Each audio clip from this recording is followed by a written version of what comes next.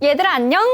오늘도 공부 못했다고 자책하는 친구들 이야기를 들어보면 다들 하는 이야기가 스마트폰 탓이라고 하더라고. 이놈의 스마트폰. 이 스마트폰만 없었다면 내가 오늘 할 걸 다 끝냈을 텐데. 하지만 지금 너희가 가지고 있는 이 스마트폰, 지금 이 영상을 보고 있는 스마트폰, 잘만 활용한다면 스마트폰도 공부에 큰 도움이 될 수 있다는 사실 알고 있니? 요즘 중고등학생 친구들 중에 스마트폰, 아이패드 같은 전자기기를 사용해서 공부하는 친구들이 많더라고. 라떼는 학교 가면 아침 조회 시간에 핸드폰을 걷고 학교할 때 돌려줬는데 말이지. 사실 시대가 바뀌면서 스마트폰이나 아이패드로 공부를 잘할 수 있는 환경이 마련된 건 맞지만 우리가 공부하다가 유튜브나 SNS 등등 다른 곳들로 빠질 수 있는 그런 유혹하는 것들이 너무 많잖아. 그래서 각설하고 오늘은 공부와 학습 관리에 도움이 되는 앱 5가지를 내가 소개해 주려고 해. 광고 아니고 내가 진짜 좋다고 생각하는 어플들을 직접 골라온 거니까 한번 들어보고 다운받을 것들은 다운받아서 한번 써보면 좋겠어.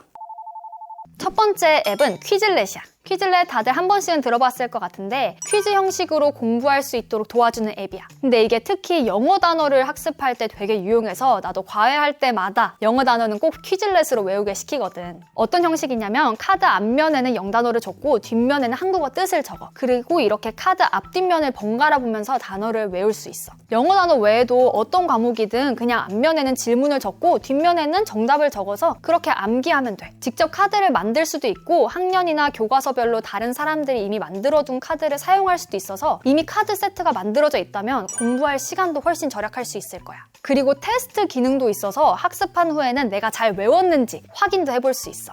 버스나 지하철 탈 때 혹은 혼자 밥 먹을 때 이렇게 유튜브 보지 말고 퀴즐렛으로 암기 과목이나 영단어 같은 걸 공부하면 자투리 시간을 잘 활용할 수 있겠지? 이 영단어 학습과 관련해서 비슷한 앱으로 클래스 카드라는 앱도 있는데 이건 원래 학교나 학원 선생님들이 클래스를 개설해서 학생들의 단어, 어휘 학습을 관리할 수 있도록 만들어진 앱이야. 근데 스스로 학습하기에도 나쁘지 않고 단어장이나 기출문제별로 정리가 잘 되어 있어서 퀴즐렛이랑 같이 클래스 카드도 한번 추천해볼게. 두 번째는 콴다라는 앱이야. 이 콴다라는 앱도 다들 많이 알고 있을 텐데 혹시 모르는 친구들도 있을 수 있으니까 한번 소개해볼게. 모르는 문제를 사진 찍어서 올리면 풀이 과정을 알려주는 앱이거든? 보통은 수학 문제를 풀 때 많이 활용하는데 다른 과목 문제들도 찍어서 올리면 나오는 경우도 있고 혹시 안 나오면 유료 서비스긴 하지만 콴다에 등록된 선생님한테 직접 질문을 해서 답을 얻을 수도 있어. 학원이나 과외 없이 혼자 공부하는 친구들이 공부하다가 생기는 질문을 해결하기에 정말 좋은 앱이라고 생각해.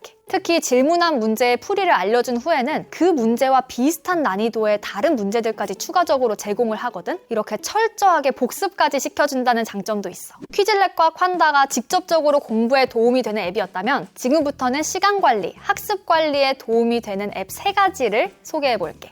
세 번째 앱은 알람이야. 아침에 알람이 울려도 잘 못 일어나는 친구들 많지. 나도 고등학생 때 너무 피곤해서 알람이 울려도 잘 못 일어나곤 했거든. 그래서 이렇게 중학교 때부터 고등학교 그리고 지금까지도 내가 써오고 있는 알람 앱인 알람이를 한번 소개해볼게. 이 앱에서는 기상 미션을 설정할 수가 있어. 그 기상 미션을 완수해야만 알람이 꺼지거든. 기상 미션이라고 하니까 뭔가 예능 같은 느낌이 들지. 매일 아침 내가 예능을 찍는 체험을 할 수 있는 앱이야. 예를 들어서 뭐 핸드폰 흔들기 아니면 수학 문제 풀기 아니면 특정한 장소 사진 찍기 뭐 기억력 퍼즐 이런 것들이 있는데 나는 중고등학생 때부터 항상 수학 문제 풀기만 사용했었어. 수학 문제는 어려운 건 아니고 단순 연산 문제인데 난이도랑 문제수를 직접 설정할 수가 있어. 사실 처음에는 나도 난이도를 그렇게 높지 않게 했었거든? 근데 이게 계속 아침마다 푸니까 이 암산이 늘더라고. 그래서 내가 원래 2자릿수 곱하기 2자릿수 곱하기 3자릿수였나? 그렇게 설정을 해놨는데 나중에는 내가 그것도 잠결에 풀고 다시 자는 거야. 그래서 그 뒤에는 아예 내가 일어나서 연필을 잡아서 풀어야만 하는 3자릿수 곱하기 2자릿수 더하기 4자릿수였나? 그걸로 아예 바꿔버렸어. 이게 아침에 눈도 못 뜨겠는데 갑자기 연산 문제 풀려면 조금 짜증이 나기는 하지만 그만큼 잠이 확실히 깰 수 있게 하는 방법이거든? 그리고 매일 아침 이렇게 연산 문제 풀다 보면은 계산 실수하는 친구들 계산 실수도 줄어들 거야.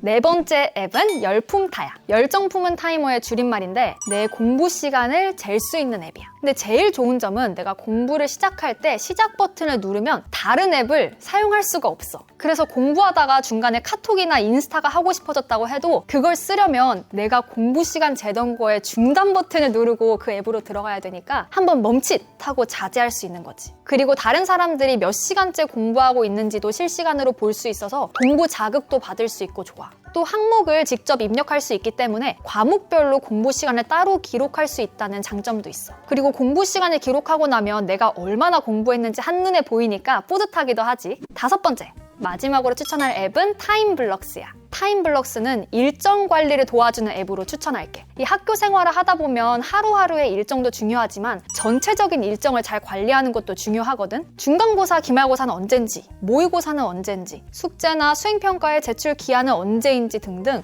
이렇게 놓치지 말아야 할 중요한 일정들은 캘린더에 기록해두는 게 좋아. 사실 스마트폰 자체에 기본 캘린더 앱이 있긴 한데 이 타임블럭스가 디자인도 좀 더 예쁘고 기능도 훨씬 많아서 나는 이 타임블럭스를 계속 잘 활용하고 있어. 그래서 이 타임블럭스는 하루하루의 작은 계획들보단 내가 항상 머릿속에 가지고 있어야 하는 중요 월별 일정들, 그래서 이 타임블럭스는 하루하루의 계획보다는 좀 큰 그림으로 내가 항상 머릿속에 가지고 있어야 하는 월별 중요 일정들을 기록하는 용도로 추천할게. 그리고 하루하루의 공부 계획을 관리할 수 있도록 나온 앱들도 많은데 나는 학창시절 때 사용하지 않기도 했고 사실 중고등학생 친구들에게 그렇게 추천하고 싶지는 않아. 왜냐하면 이게 스마트폰 앱에 그 하루의 공부 계획을 적다 보면 공부하다가 이제 다음에 뭐 해야 하지? 라고 하면서 스마트폰을 열게 되잖아. 그럼 자꾸 다른 앱의 유혹에 빠지기 쉽거든. 그래서 나는 전체적인 일정은 평소에 아무 때나 어디서나 확인할 수 있게 스마트폰 앱에 적되 그 하루하루의 공부 계획은 종이 플래너에 적어서 적어도 공부하는 동안에는 스마트폰을 켤 일이 최대한 없도록 하는 게 제일 좋은 것 같아.